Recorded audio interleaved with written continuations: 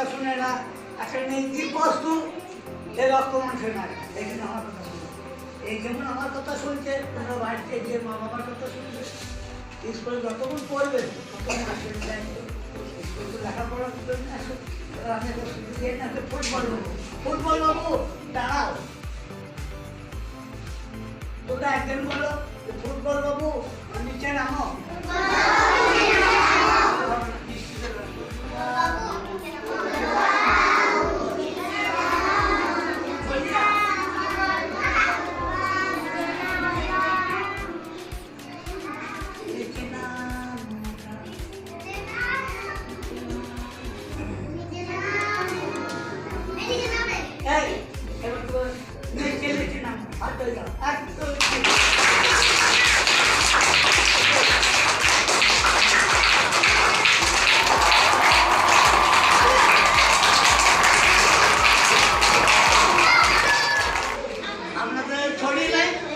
আমার দড়ি, দড়ি